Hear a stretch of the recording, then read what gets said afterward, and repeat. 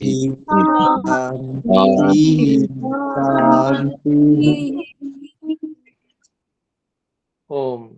आजीवन स्वस्थ कैसे रहें इस विषय में हम लोग बात करते हैं आज के दिन, और इसमें हम कुछ रोगों पर विचार कर रहे हैं आयुर्वेद के अनुसार कि उनका कारण क्या है, उनमें क्या लक्षण प्रकट होते हैं, उन आदि उनका उपचार कैसे करते हैं इत्यादि। तो रोगों के विषय में जानकारी होने से, उसके कारण आदि की जानकारी होने से हम उनसे बच सकते हैं। और अगर हमें जानकारी नहीं होगी तो हम उन जो भी कारण है, अगर उनका आहार विहार में प्रयोग करते हैं तो उससे फिर हमारे अस्वस्थ होने की संभावना हो जाएगी। तो इसी संदर्भ में हम उन्माद नामक एक रोग के विषय में बात कर रहे थे। उसमें हमने जानने का प्रयास किया कि ये आखिर उन्माद रोग क्या है, क्या लक्षण होते हैं, और जो समाज में जो एक प्रचलित गलत मान्यता है वो किस प्रकार से गलत है, और उसका जो रोग का वास्तविक स्वरूप क्या है, और उसमें जो आश्चर्यजनक लक्षण प्रकट होते हैं वो कैसे होते हैं। तो इन सब बारे में हमने पिछली कक्षाओं में जानने का प्रयास किया था। और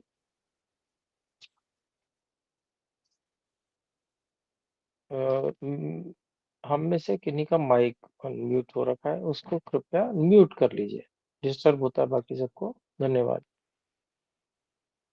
तो इसमें हम आज जानने का प्रयास करेंगे कि असाध्य जो उन्माद रोगी होते हैं उनके क्या लक्षण होते हैं।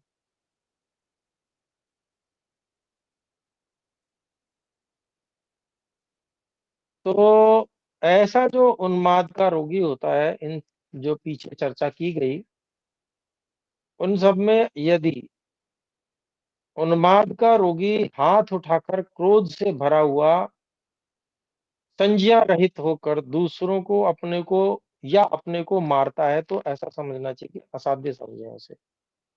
वह उन्माद का रोगी असाध्य है, अर्थात या तो वो स्वयं मर जाएगा या किसी को मार देगा, और फिर रोग से भी उसकी मृत्यु तय है। जिसके नेत्र अश्रुपूर्ण हो, मूत्रेंद्रिय से रक्त आता है, जिह्वा पर दांत से क्षत कर लिया है जिसने, नाक से जल बहता है, हृदय आदि मर्म में छेदनवत व्यथा होती है, वाणी से स्पष्ट नहीं बोल सकता, जो रुकावट होती है, निरंतर अव्यक्त बोलता है, विकृत अशुभ वर्ण वाला, प्यास से अत्यंत पीड़ित, जिससे दुर्गंध आती हो, और जो हिंसा के लिए उद्यत हो, उस उन्मत्त को असाध्य समझना चाहिए।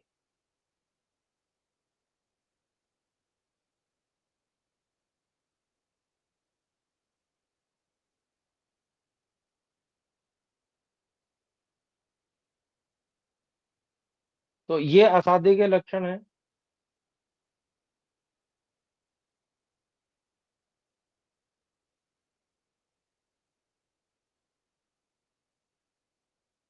फिर चिकित्सा के बारे में बात आती है।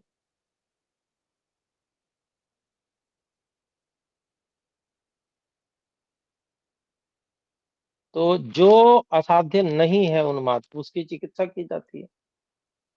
और चिकित्सा जो है दोनों प्रकार से की जाती है, दैव व्यापाश्रय और युक्ति व्यापाश्रय।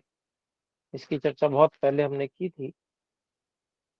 जो मानसिक प्रभाव डालकर जो उपचार किए जाते हैं वे दैव व्यापाश्रय, और युक्ति व्यापाश्रय जो औषध आदि से किए जाते हैं।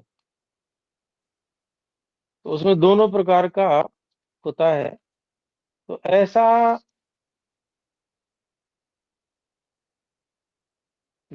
ऐसा उन्मादी व्यक्ति है जिस पर जीवाणुओं का प्रभाव इत्यादि जो सूक्ष्म विषाणु आदि है उनका ऐसा प्रभाव होता है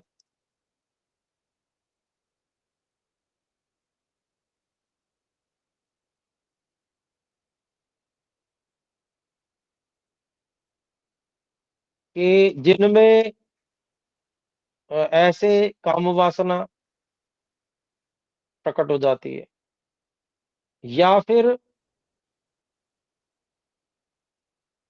वो ऐसा चाहते हैं कि उनकी पूजा की जाए। कुछ ऐसे भी उन्मादी होते हैं। तो इस प्रकार का जो उन्माद है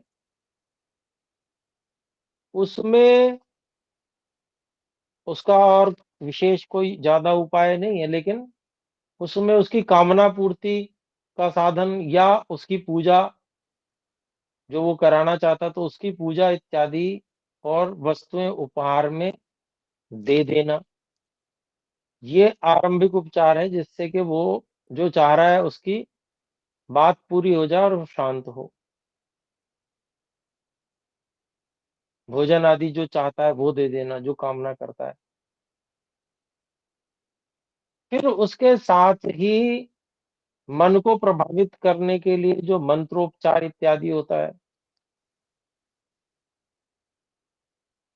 अनेक प्रकार से हवन यज्ञ किया जाता है, कुछ जो धार्मिक कृत्य होते हैं वो किए जाते हैं जिससे उसके मन को प्रभावित किया जा सके।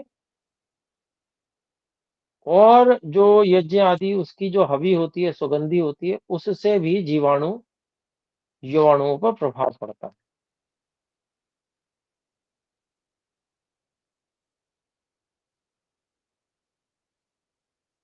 ऐसे ही कुछ औषध आदि भी जब वो संतुष्ट हो जाता है व्यक्ति, तो उसको फिर औषध दी जाती है जिससे उसकी चिकित्सा होती है। तो उन्माद करने वाले जो प्राणी हैं उनके 3 प्रयोजन हैं।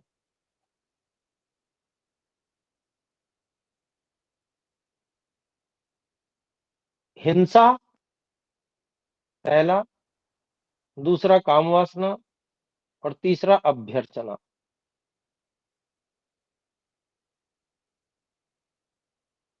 अर्थात जो इस प्रकार के उन्माद वाले विषाणु जीवाणु प्रभाव डालते हैं वो ये 3 काम, हिंसा या तो करवा मतलब हिंसा की स्थिति उत्पन्न कर देते हैं व्यक्ति के अंदर, या उसके अंदर काम वासना उत्पन्न कर देते हैं, या वो अपनी पूजा कराना चाहता है और अपनी जो है बातें मनवाना चाहता है, तो ये उसके अंदर पागलपन, उन्माद, ये जीवाणु इत्यादि जो बाहरी होते हैं उसमें इस प्रकार का प्रभाव पड़ता है। और पागलपन में कुछ दबी हुई इच्छाएं भी उस प्रकार की उभर के आ जाती हैं व्यक्ति की।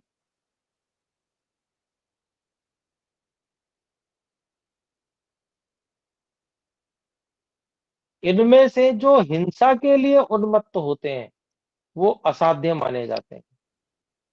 बाकी जिनको अ, पूजा अर्चना चाहिए, जिनकी कुछ डिमांड है, मांग है, या काम वासना से युक्त होते हैं, वो साध्य होते हैं।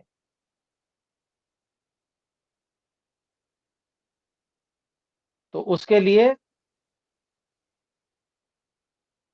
जो देव व्यपाश्रय और युक्ति विपाश्रय दोनों प्रकार से चिकित्सा की जाती है। तो वातज उन्माद की चिकित्सा के विषय में बात करते हैं। तो जो अगर वातज उन्माद है, वात संबंधी जो लक्षण प्रकट हो रहे हैं, तो वहां पर पहले स्नेहपान कराया जाता है, घृत या तेल आदि पीने के लिए दिया जाता है।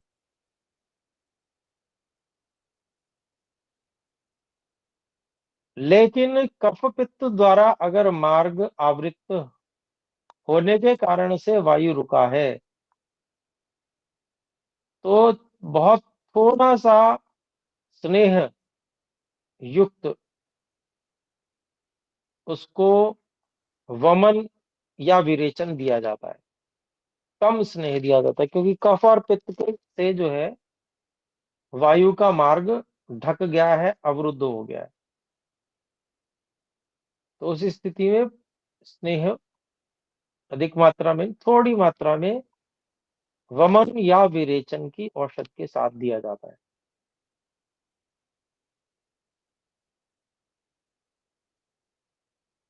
फिर पित्तज और कफज उन्माद की स्थिति में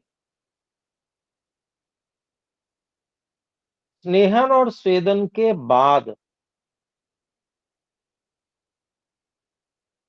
पहले वमन या विरेचन करवाना चाहिए।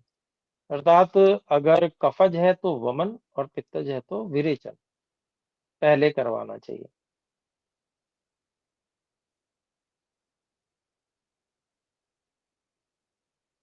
जब अच्छे से शोधन हो जाए,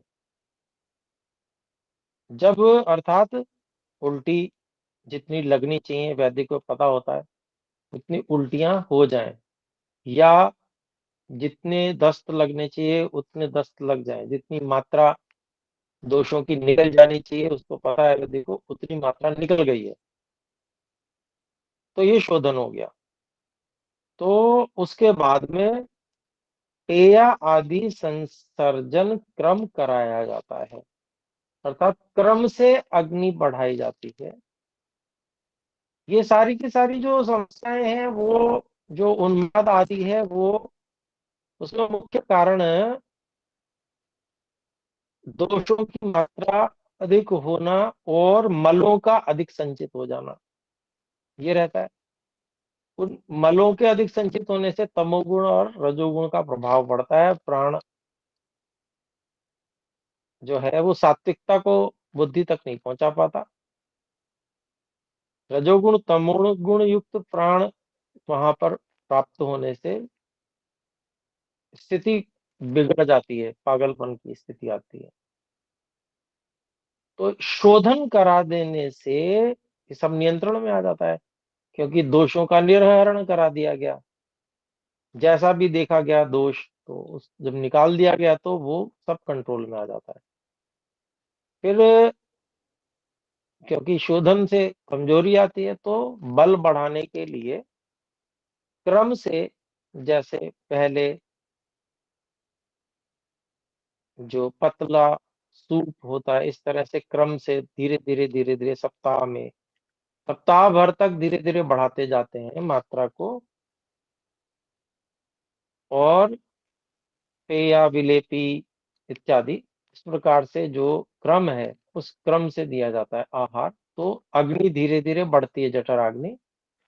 और अग्नि के बढ़ने से मलों का संचय और दोषों का संचय नहीं होता, उसका यथावत जो अ, मल मार्गों से विसर्जन होना चाहिए वो होता रहता है।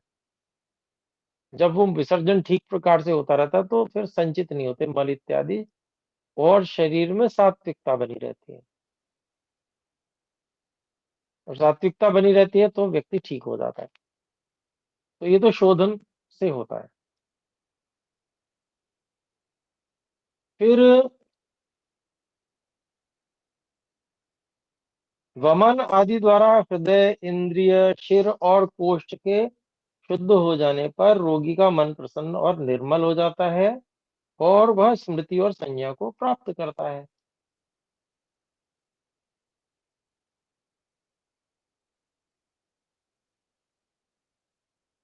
अगर आचार भ्रंश हुआ है, आचरण खराब हो गया उसका पागलपन के कारण से, तो उसमें वमन आदि द्वारा जिसका जिसको शोधन कर दिया गया है, ऐसे पुरुष को तीक्ष्ण नस्य दिया जाता है, जिससे मस्तिष्क में जो प्रभाव दोषों का है वो शिरो विरोचन विरेचन के द्वारा सारा वो प्रभाव जो तामसिकता और राजसिकता का प्रभाव है वो सिर से भी निकल जाता है।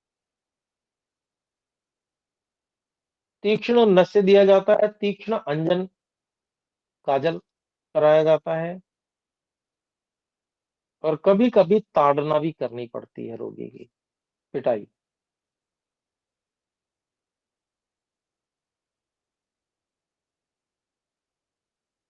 और जब आचरण बहुत बिगड़ा हुआ हो तो ऐसी स्थिति में उसके मन को उद्विग्न और दुखी करना भी हितकर होता है रोगी के।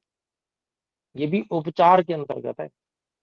ऐसी ऐसी बातें उसको सुनाई जाएं जिससे वो दुखी हो जाए, ऐसा किया जाता है।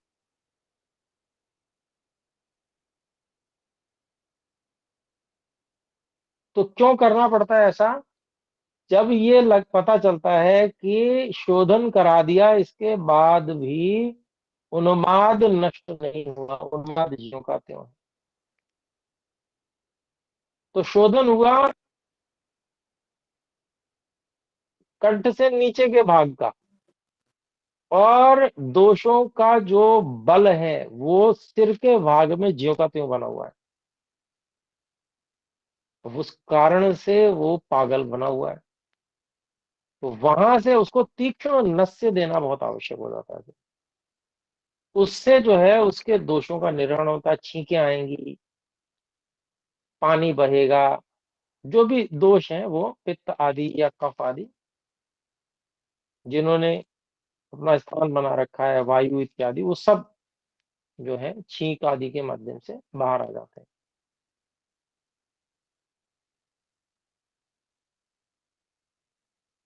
तो ये उन लोगों के लिए है जिनका आचरण भ्रष्ट हुआ हुआ है और आचरण में सुधार नहीं आया, शोधन करने के, वमन विरेचन कराने के बाद भी।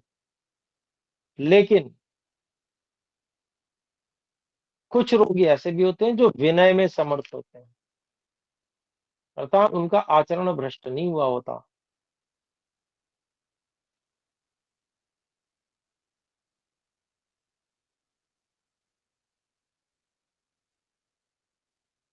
तो ऐसे व्यक्ति को उसके लिए पहले उपाय बता रहे हैं कि जो चौड़े वस्त्र हैं ऐसे पट्टों से सुखपूर्वक सुदृढ़ बांध कर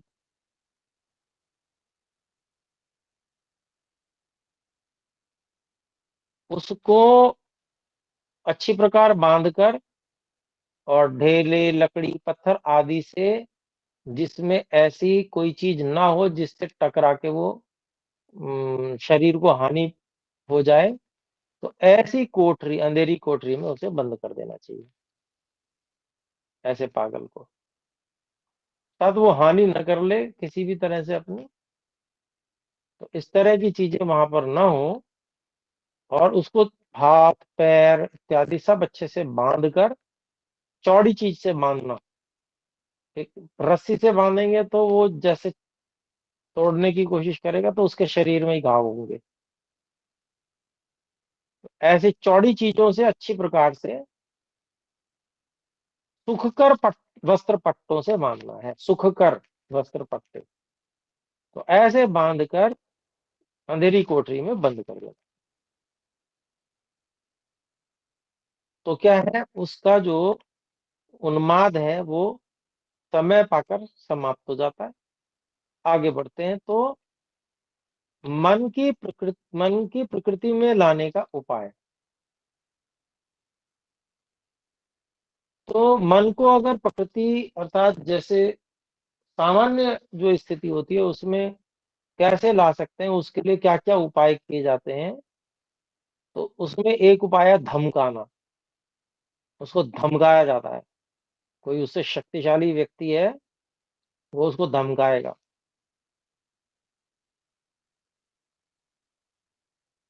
उसमें भय उत्पन्न हो उसके लिए प्रयास करते हैं, क्योंकि ऐसा जो उन्मादी होता है ना वो उच्छृंखल हो जाता है। तो अब जैसे काम वासना से युक्त हो रहा है कोई, उसको धमकाया जाएगा, उसके अंदर भय उत्पन्न करने का प्रयास किया जाएगा, तो वो इस तरह का जो उन्माद है वो शांत हो जाएगा। ऐसे ऐसे ही कोई और प्रकार का है, जैसे किसी को जो है बहुत पूजा अर्चना की अपेक्षा आवश्यकता है कि मेरी पूजा हो, तो उसको दान और सांत्वना की जाएगी उसको इस तरह से भी उसको एक बार को पहले संतुष्ट किया करने का प्रयास करके कि भाई शांत हो जाए इसका जो उन्माद है, या आवश्यकता अनुसार भय या विस्मय पैदा किया जा सकता है उसके लिए। आश्चर्यजनक बात, कोई घटना उसके सामने सुना दी या ऐसा करके दिखा दिया कि वो हतप्रभ रह जाए, तो इन सब से उसको डाइवर्ट किया जाता है। अर्थात जिस ओर मन उसका उन्माद में गया हुआ है वहां से उसको, क्योंकि छोटी मोटी बात से तो वो उन्माद उसका ठीक होगा नहीं, तो उसको मतलब जिसको कहते हैं ना कि बहुत तेज धमकाना, उसके अंदर भय उत्पन्न कर देना, ऐसे ही इस तरह से भय उत्पन्न करना, विस्मय उत्पन्न करना, उसको चमका देना जिसको बोलते हैं, चौंका देना, ऐसा, तो ये भी किए जाते हैं। ये सब उपाय हैं उसका मन जो जिस भाव में गया हुआ है उस भाव से हटाकर दूसरे भाव में लेकर, तो वो वहां से उन्माद हट जाएगा। तो इस तरह से ये जो लोग होते हैं मानसिकता को समझने वाले लोग होते हैं, वो ऐसा उपाय भी करते हैं, सब इस प्रकार के उपाय किए जाते हैं। तो उन्माद के हेतु को भुला देने पर मन को स्वस्थ अवस्था में ले आया जाता है। तो एक बार को स्वस्थ अवस्था में आ गया, फिर बाकी जो उन्माद के कारण देखकर उसकी फिर चिकित्सा कर ली जाएगी। तो ये दौरा होता है, एक तरह से दौरा पड़ता है जिसको कहते हैं ना पागलपन का, उन्माद का, उससे पहले बाहर लाना होता है किसी तरह से। मन बुद्धि स्मृति और संज्ञा को जगाने वाले प्रदेह, लेप इत्यादि, उबटन, मालिश, धूमपान कराया जाता है औषधियों का, ऐसे घृतपान का प्रयोग कराया जाता है। तो ये सब चिकित्सा के भाग हैं। तो आज इतना ही रखते हैं, समय हो चुका है। और आगंतुक उन्माद की चिकित्सा के विषय में फिर हम अगली कक्षा में बात करेंगे। तो आइए हम सब मिलकर एक बार ओम का उच्चारण करते हैं। ओ ओम।